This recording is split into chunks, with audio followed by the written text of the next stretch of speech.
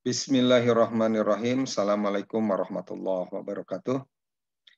Kita berjumpa lagi dalam mata kuliah MSDM 1, masuk pada pembahasan tentang seleksi SDM. Setelah sebelumnya kita bahas tentang rekrutmen SDM, tentunya dari karyawan yang telah mengajukan lamaran dilakukan seleksi.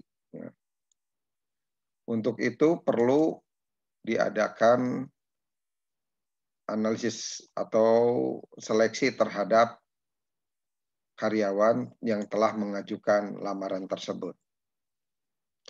Dalam hal ini dipahami bahwa seleksi merupakan proses bertahap untuk memperoleh dan memanfaatkan berbagai informasi mengenai para pelamar kerja guna menentukan siapa saja yang akan ditarik sebagai karyawan, tentunya untuk mengisi lowongan-lowongan atau posisi jangka panjang dan jangka pendek di perusahaan. Proses seleksi dimulai dari masuknya surat lamaran dan diakhiri dengan keputusan untuk menarik karyawan baru. Adapun langkah dasar proses seleksi menurut Schuler dan Jackson, yang pertama menetapkan kriteria-kriteria yang diinginkan dari SDM yang akan diseleksi. Memilih berbagai prediktor atau ragam informasi yang diperlukan untuk melakukan seleksi dan teknik-teknik penilaian. Menentukan waktu yang tepat untuk mengukur setiap prediktor itu sendiri untuk memprediksi kualitas dari SDM yang akan diseleksi. Lalu mengolah informasi yang terkumpul dan mengambil keputusan seleksi tersebut. Hal-hal atau aspek-aspek yang perlu diperhatikan dalam pemilihan prediktor.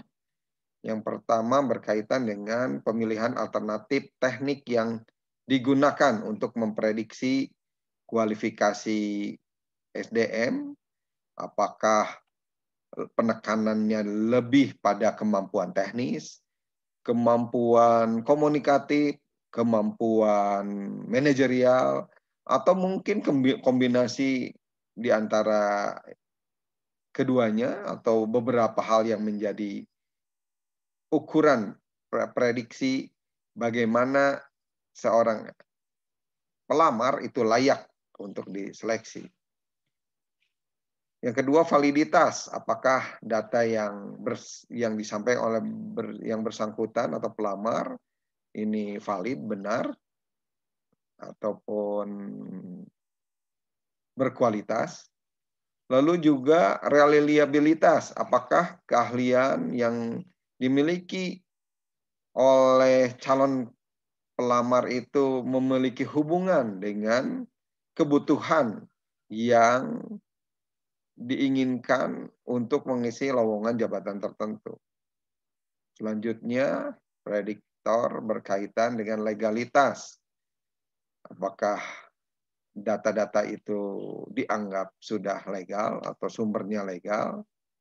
Ini menjadi pertimbangan untuk mendapatkan SDM-SDM di posisi tertentu. Lalu juga reaksi pelamar berkaitan dengan fungsi jabatan yang akan diisi, yaitu apakah berkesesuaian dengan karakter atau reaksi pelamar itu sendiri.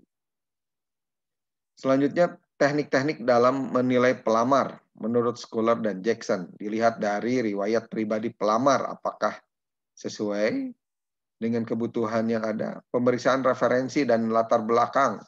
Ini dianalisis agar kemampuannya memiliki kaitan atau terhubung dengan kebutuhan atas kemampuan yang akan mengisi lowongan tersebut. Lalu tes tertulis, kemampuan analisis berkaitan dengan konsep simulasi kerja. Ya, apakah dia memiliki kemampuan yang bisa dilihat dari simulasi kerja itu sendiri. Lalu juga pusat penilaian. Ada pusat penilaian berkaitan dengan sudut-sudut analisisnya, dari karakter, dari kemampuan visual, atau kemampuan verbal, ataupun kemampuan teknis, atau juga dari wawancara dan tes kesehatan yang tentunya berkaitan dengan urgensi kemampuan yang diinginkan untuk mengisi lowongan tersebut. Proses seleksi ada dari lingkungan eksternal dan internal tentunya. Untuk yang berasal dari lingkungan internal, dianalisis hal-hal sebagai berikut berkaitan dengan orang yang direkrut. Ya, kalau kesesuaian ya berarti dilanjutkan dengan wawancara, kalau tidak ya ditolak. Ya, kesesuaian dengan yang dibutuhkan. Lalu dari wawancara ada hal-hal yang mengganjal atau tidak, atau hal-hal yang selaras atau tidak. Ya, kalau selaras atau berkesesuaian yang dilanjutkan dengan pemeriksaan lamaran dan resume. Lalu dari lamaran yang telah diperiksa legalitas atau validitasnya lengkap. Kalau tidak lengkap ditolak, kalau lengkap ya dilakukan tes seleksi selanjutnya. Dari tes-tes yang dilakukan itu memenuhi syarat atau tidak, standar minimum. Kalau yang tidak memenuhi ditolak, yang memenuhi dilanjutkan dengan wawancara kerja. Dari hasil wawancara yang memenuhi kriteria dilanjutkan dengan penyaringan prakerja, kalau yang tidak ya ditolak. Lalu selanjutnya saat penyaringan itu dilakukan juga pemeriksaan latar belakang dan referensi serta hal-hal yang dilakukan untuk memastikan kualifikasi SDM tersebut. Jika memenuhi, dilakukan keputusan seleksi, jika tidak ya ditolak. Setelah memenuhi dilakukan juga pemeriksaan kesehatan. Kalau di awal melakukan pemeriksaan kesehatan terlalu banyak ya, pelamar yang diperiksa, ya kalau diperiksa yang di akhir saja yang akan menduduki atau yang telah memenuhi keputusan seleksi itu sendiri. Setelah masuk kriteria kesehatannya, ya orang tersebut dipekerjakan. Tahap-tahap seleksi dengan melakukan wawancara awal, lalu tes kerja sesuai dengan kebutuhannya, wawancara dari hasil tes kerja tersebut berupa seleksi yang berkaitan dengan penempatan, lalu pemeriksaan referensi dan latar belakang, pemeriksaan kesehatan, wawancara juga bisa dilakukan dengan calon atasan, apakah layak diterima menjadi tim di perusahaan tersebut, lalu tinjauan dari kerja nyata, masa on the job training, dan terakhir keputusan penarikan karyawan baru sebagai ketetapan akhir. Jenis-jenis tes kerja bisa ada tes psikologi berkaitan dengan pengukuran kepribadian, logika, nalar, dan kreativitas. Lalu tes pengetahuan yang mengukur kemampuan verbal, spasial, numerik, dan kepemimpinan. Lalu juga berkaitan dengan tes kinerja yang ukurannya tentu dalam hal fisik ya, visualisasi ruangan, kemampuan bekerja dengan angka dan nama, dan pemenuhan tuntutan kerja. Dan yang terakhir tes sikap, pengukuran kejujuran serta sikap terhadap pekerjaan dan nilai-nilai yang telah diterapkan dalam perusahaan. Menurut Weather dan Davis, jenis wawancara ada wawancara yang tidak terstruktur berupa pertanyaan yang bersifat spontan, tidak direncanakan. Ini berguna untuk menilai kecocokan pelamar dengan pekerjaannya. Yang kedua, wawancara terstruktur menggunakan daftar pertanyaan yang sudah baku. Berguna untuk mendapatkan hasil yang valid, terutama jika jumlah pelamarnya cukup banyak. Wawancara campuran, khusus untuk wawancara ada wawancara campuran, di mana kombinasi wawancara struktur dan tidak struktur berguna untuk mendapatkan jawaban yang bisa dibandingkan satu sama lain atau konsistensinya, namun juga bisa memberikan informasi yang cukup mendalam. Yang keempat, wawancara keperilakuan, di mana di sana ada pertanyaan-pertanyaan yang didasarkan pada situasi hipotesis, rekaan terhadap situasi nyata, untuk melihat cara si pelamar memecahkan masalah.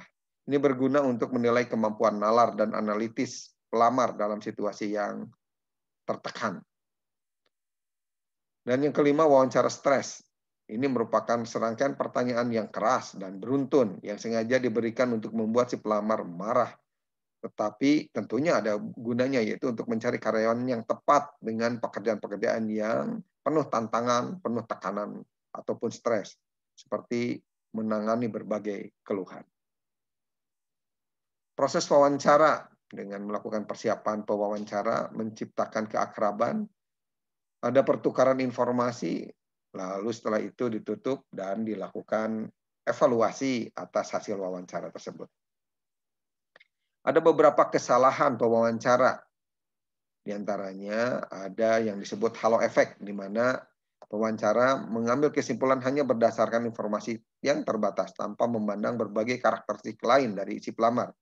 Misalnya kecenderungan menerima orang yang murah senyum dan menolak orang yang memakai jeans tanpa melihat kemampuan original dari mereka yang sesungguhnya.